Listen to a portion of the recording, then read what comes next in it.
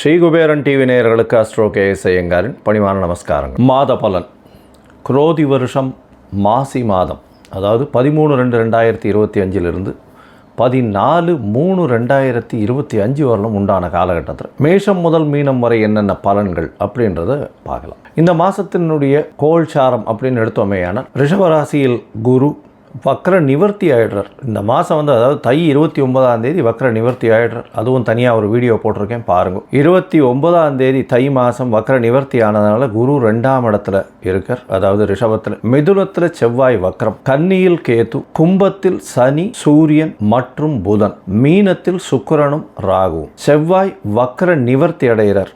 எப்போ அப்படின்னா இந்த மாதம் பிறந்து ஒரு 10 நாள்லேயே, அதாவது 21/2/2025 அன்னைக்கே செவ்வாய் வக்ர நிவர்த்தி.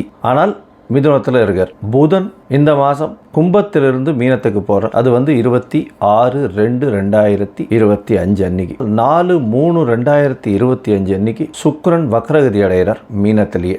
புதன் 9ஆம் தேதி அன்னைக்கு 9/3/2025 அன்னைக்கு வக்ரகதி அடைகிறார், அதுவும் மீனத்தில். சரி, இந்த மாதத்தில் வரக்கூடிய விசேஷ நாட்கள் அப்படின்னு பார்த்தாலேயானால் 25/2/2025 அன்னைக்கு பார்த்தோம்னா காஞ்சி விஜயேந்திர சரஸ்வதி ஜெயந்தி நடக்கிறது. 26/2/2025 அன்னைக்கு மகா சிவராத்திரி, அதாவது பிரதோஷ காலம், மகா சிவராத்திரி, மிகப்பெரிய ஏற்றம். 28/2/2025 அன்னைக்கு மாசி அமாவாசை. 12/3/2025 அன்னைக்கு மாசி மகம். அது வந்து பௌர்ணமியை சேர்ந்து வரும் மாசி மகம். ஏன்னா சூரியனுக்கும் சந்திரனுக்கும் கிட்டத்தட்ட 180 டிகிரி, அதாவது சூரியன் கும்பத்திலையும் சந்திரன் வந்து சிம்ம ராசியிலையும் இருக்கக்கூடிய காலகட்டம். பௌர்ணமி வெளிச்சம் வந்து ஒரு பெரிய அட்வான்டேஜ் என்னென்னா, இதில் பிறந்தால்னா ராஜா போல அவர்களுடைய வாழ்வு அமையும். சூரியனுக்கும் கார்த்தாலேருந்து சாயந்தரம் வரலும் உங்களுக்கு வெளிச்சம் இருக்கும். சந்திரனும் பௌர்ணமி சந்திரனாக இருக்கிறதுனால இரவு முழுவதும் வெளிச்சமாக இருக்கும். ஸோ ரிலேட்டிவ்லி பார்த்தோம்னா என்டையர் டே அண்ட் நைட் ரெண்டுமே ரொம்ப வெளிச்சத்தில் இருக்கக்கூடிய காலகட்டம். அதனால தான் வெளிச்சம் அதிகமாக இருக்கக்கூடிய காலங்கள், அதுவும் வந்து பௌர்ணமி காலங்கள்னும் பொழுது ரொம்பவும் ஏற்றம் இருக்கக்கூடிய வாய்ப்புகள் உண்டு. இந்த மாசி மகம், அதாவது பௌர்ணமி காலகட்டத்தில் பிறக்கக்கூடிய எல்லா குழந்தைகளுக்கும் பெரிய ஆளுமை இருக்கக்கூடிய வாய்ப்பு உண்டு. 14/3/2025 அன்னைக்கு காரடையான் நோன்பு. காரடையான் நோன்பு அப்படின்னு சொல்லக்கூடியது வந்து மாசியும் பங்குனியும் கூடுறது அப்படின்னுவா. அதாவது கார் அப்படின்னா வந்து கருப்பு நிறம், இருண்ட இடம், யமலோகம், இதெல்லாம் குறிக்கக்கூடியது இந்த கார் அப்படின்றது. அடையான் அப்படின்னு, கார் அடையான்றது, அடையான்றது அடைய மாட்டான் அப்படின்னு சொல்லக்கூடியது. அதாவது திருமணமான பெண்கள் தன்னுடைய கணவருக்குன்னு விரதம் இருந்து செய்யக்கூடிய ஒரு பெரிய விஷயம் இது. இந்த காரடையான் நோன்பு நோற்பது பெரிய விஷயம். இதன் மூலியமாக தன்னுடைய கணவருக்கு ஆயுள் விருத்தி ஏற்படக்கூடிய வாய்ப்பு, அவர்களுக்கு வந்து மாங்கல்ய பலம் அதிகரிக்கக்கூடிய வாய்ப்பும் நிச்சயமாக உண்டு. இதனால தான் கார் அடையான் நோன்பு அப்படின்னு பேரு. இந்த சாவித்திரியினுடைய கதையை சொல்வா, சத்யவான் சாவித்திரியினுடைய கதையை சொல்வா. அவர் வந்து சத்யவானுடைய உயிரை மீட்டு கொண்டு வந்தவள் அப்படின்றதுனால அந்த காரடையான் நோன்பு மிகவும் விசேஷமாக சொல்லப்படுகிறது. பங்குனி மாதத்தின் முதல் நாள் அன்னைக்கு பண்ணுறது. அதனால் பங்குனி பிறந்த உடனே அதை பண்ணுவாள். நார்மலி பார்த்தாலேனால் அந்த காரடையான் நோன்பு டைம் வந்து சாயந்தரம் 5:30லேருந்து 6:30 வரும். அந்த டைம் வந்து நான் தனியாக போடுறேன் உங்களுக்கு. இதை தவிர பார்த்தோம்னா நார்த் இந்தியாவிலலாம் ஹோலி பண்டிகைன்றது விசேஷமாக கொண்டாடுவோம். ஹோலி பண்டிகைன்றது வந்து ஒரு அதாவது பெண்கள் வந்து தன்னுடைய தமையன் தம்பி, அதாவது பிரதர்ஸ் எல்லாருக்குமே, தம்பி அண்ணன்களுக்கு வந்து கயிறு கட்டி அவர்களிடம் சேவிச்சுட்டு அவர்கள்கிட்ட வந்து பைசா வாங்கிட்டு அவர்கள்ட்ட ஆசீர்வாதம் வாங்கிக்கிறதும், அவர்களுக்காக வந்து ரொம்ப வேண்டிக்கிறதும், அவர்களுடைய உடல்நிலை நல்லபடியாக இருக்கணும்னு வேண்டிக்கிறதும் அவர்களுக்கு பெரிய மகிழ்ச்சியை கொடுக்கும். ஆண்கள் பெண்களை வந்து தன்னுடைய என்ன சொல்கிறது சகோதரிகளாக பாவிக்கக்கூடிய ஒரு பெரிய ஒரு பண்டிகை இது வந்து ஹோலி பண்டிகையாக கருதப்படுகிறது. இது வந்து நார்த் இந்தியாவில் ரொம்ப ஃபெமிலியர், மிகவும் அந்த கலர்ஃபுல் ஃபெஸ்டிவலாக இருக்கும், ரொம்ப ஏற்றத்தோடு இருக்கக்கூடிய காலகட்டம். சரி, இந்த மாதம் மேஷம் முதல் மீனம் வரை எப்படி இருக்குது மாசி மாதம் அப்படின்றத பார்ப்போம். விருச்சிகம், விசாகம், அனுஷம், கேட்டை, இந்த 3 நட்சத்திரம் 9 பாதங்களை கொண்ட ராசி. ராசியின் அதிபதினு சொல்லக்கூடியவர் செவ்வாய். ராசிக்கு 8ஆம் இடத்துல வக்ரகதியில் இருக்கார். ராசிநாதன் ராசிக்கு 8ஆம் இடத்துல இருக்கிறது மூலியமாக மனசுக்குள்ள சிறு கிளேசங்கள் இருக்கக்கூடிய வாய்ப்பு, மனசுக்குள்ளே சிறு சிறு என்ன சொல்கிறது பிரச்சனைகள், ஸ்ட்ரெஸ்ஸு கொஞ்சம் அதிகமாக இருக்கக்கூடிய வாய்ப்பு இருந்தாலும் 6ஆம் அதிபதி 8ஆம் இடத்தில் போய் இருக்கிறதும் வக்ரகதி அடைகிறதும், அது தவிர வக்ர நிவர்த்தியாகி ஒரு 10 நாளில், அதாவது 21/2/2025 பார்த்தோம்னா வக்ர நிவர்த்தி ஆகிடுறார். இந்த வக்ர நிவர்த்தியின் மூலியமாக பார்த்தோம்னா 6ஆம் அதிபதி 8ஆம் இடத்துல இருக்கிறது ரொம்ப விசேஷம். இதன் மூலியமாக ஒரு மறைவு ஸ்தானாதிபதி இன்னொரு மறைவு ஸ்தானத்தில் போய் இருக்கிறதன் மூலியமாக வேலை நிமித்தமாக வெளியூர், வெளிமாநிலம், வெளிநாடு போகக்கூடிய வாய்ப்பு நிச்சயமாக உங்களுக்கு வரும். உங்களுடைய ராசிக்கு பார்த்தோன்னா சப்தமத்தில் குரு இப்போ வக்ர நிவர்த்தி ஆகிடுது. அதனால் நல்ல ஒரு ஏற்றமான காலம். 7ஆம் இடத்துல குரு இருக்கிறதுனால திருமண பாக்கியம் ஏற்படும். இளைஞர்களுக்கு அதாவது திருமணத்துக்கு பார்த்து கொண்டிருக்கக்கூடிய குழந்தைகளுக்கு கண்டிப்பாக திருமணம் ஏற்படக்கூடிய வாய்ப்புகள் நிச்சயமாக உண்டு. உங்களுடைய ராசிக்கு 7ஆம் இடத்துல குரு இந்த தை 29 வக்ர நிவர்த்தி அடைகிறது பெரிய விசேஷத்தை கொடுக்க போகிறது. கண்டிப்பாக திருமண யோகம் வந்தாச்சு. திருமணத்திற்கு டேட்டு ஃபிக்ஸ் ஆகிடும். அடுத்த சித்திரை வைகாசியில் கல்யாணம் ஆகக்கூடிய வாய்ப்புகள் நிச்சயமாக உண்டு. இந்த மாதத்தில் பார்த்தீங்கன்னா உங்களுடைய ராசிக்கு சப்தமாதிபதியும் 5ஆம் இடத்துல உச்சம் பெற்று போகிறது பெரிய விசேஷம். அதாவது சப்தமாதிபதினு சொல்லக்கூடியவர் சுக்கிரன், அவர் 5ஆம் இடத்துல உச்சம் பெற்று போகிறார். 5ஆம் இடத்துல உச்சம் பெற்று போகும்போது 5-7 பரிவர்த்தனை வருது. அது தவிர 5ஆம் அதிபதி 7ஆம் இடத்துலையும் இருக்கிறது பெரிய விசேஷம். அது தவிர பார்த்தீங்கன்னா காதல் வயப்படக்கூடிய வாய்ப்புகள் நிச்சயமாக உண்டு.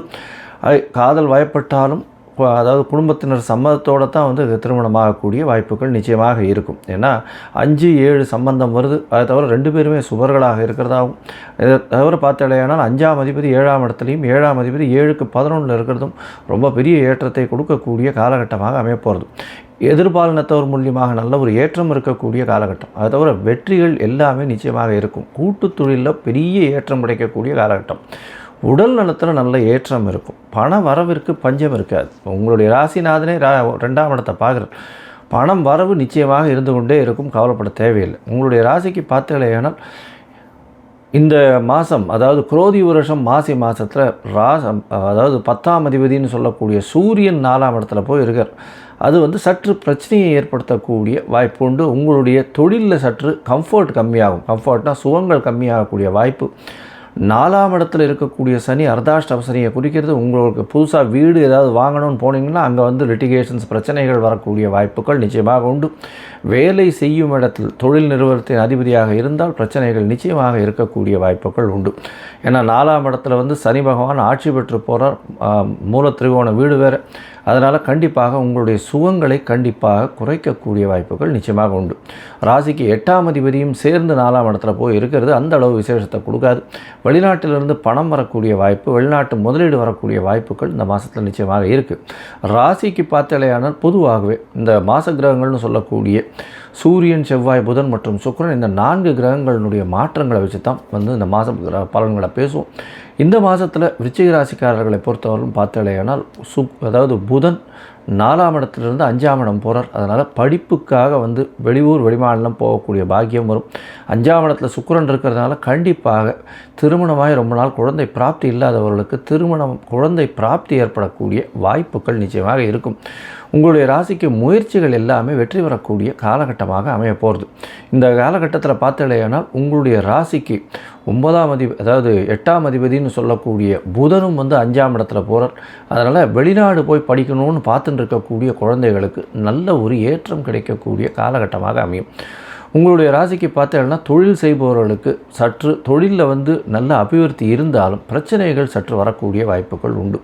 அதுவும் அரசாங்கம் சம்பந்தமாக பிரச்சனைகள் கொஞ்சம் அதிகமாகவே இருக்கக்கூடிய காலகட்டமாக அமையும். ஏன்னா சூரியனும் சனியும் சேர்ந்து இருக்கக்கூடிய காலகட்டத்தில் நிச்சயமாக அரசாங்கத்தின் மூலியமாக சிறு சிறு பிரச்சனைகள், அதுவும் இந்த மண், ரியல் எஸ்டேட்டு இந்த மாதிரியான வியாபாரம் பண்ணுறவங்க, அதை தவிர எண்ணெய், அதை தவிர இரும்பு சம்பந்தம், ஸ்டெயின்லெஸ் ஸ்டீல் சம்பந்தம், 2 வீலர் 4 வீலர் இந்த இதுவெல்லாம் பண்ணுறவங்க, வியாபாரம் பண்ணுறவங்க, இவங்களுக்கெல்லாம் நிச்சயமாக சிறு சிறு பிரச்சனைகள் வரும். அதை தவிர சமையல்கலை வல்லுநர்கள், அதை தவிர மருத்துவர்கள், அதை தவிர இந்த இரத்த சேமிப்பு வங்கி வச்சுருக்கிறவங்க, அவங்களுக்கெல்லாம் பெரிய ஏற்றம். அதை தவிர மருத்துவ உபகரணங்கள் வியாபாரம் பண்ணுறவங்க, இவங்களுக்கெல்லாம் பெரிய ஏற்றங்கள் கிடைக்கக்கூடிய காலகட்டமாக அமையப்போகிறது. இந்த மாதத்தில் உங்களுடைய முயற்சிகள் எல்லாமே வெற்றி பெறும்னு சொன்னோம். இருந்தாலும் சில நாட்கள் உங்களுடைய முயற்சியை தள்ளி வைக்கிறது நல்லது. அந்த சில நாட்கள் என்ன அப்படின்னா சந்திராஷ்டம நாட்கள். இந்த சந்திராஷ்டம நாட்களில் புதிதான எந்த ஒரு முயற்சியும் வேண்டாம், வெளியூர் வெளிமாநில பிரயாணம் வேண்டாம்னு சொல்கிறோம். ஒருவேளை செய்ய வேண்டிய கட்டாயம் இருந்ததே ஆனால் சந்திர பகவானுக்கு உண்டான எளிய பரிகாரத்தை செஞ்சுட்டு பண்ணுறது ரொம்பவும் நல்லது.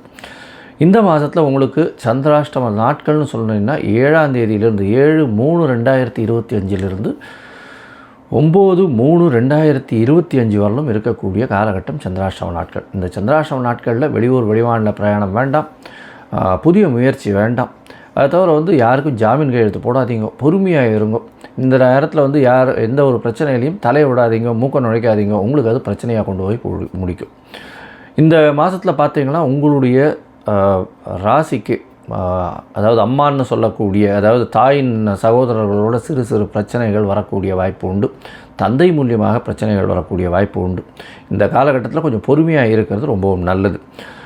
சரி, மொத்தத்தில் பார்த்தீங்கன்னா இந்த விருச்சிக ராசிக்காரர்களுக்கு இந்த மாதம் அருகில் இருக்கக்கூடிய இந்த மாங்காடு அம்மன் கோவிலுக்கு போயிட்டு வர்றது மாசி மாதத்தில் இது ஒரு பெரிய ஏற்றத்தை கொடுக்கும். அதை தவிர திருவேற்காட்டு கருமாரி அம்மன் கோவிலுக்கு போயிட்டு வர்றதும் நல்ல ஒரு மாற்றத்தையும் ஏற்றத்தையும் நிச்சயமாக உங்களுடைய வாழ்வில் கொடுக்கும்.